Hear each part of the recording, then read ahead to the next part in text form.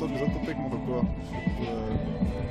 dobili točko, dobili dve. Ja, dobro, mi smo računali na 3 točke in spletlo se je tako, da smo si točke razdelili, razlika je enaka, tako da zdaj moramo naprej igrati tem tempom, da zmagujemo tekme, čakati na kiks, pa še enkrat se srečamo, z Bilami pri njih, tako da upamo na dobro.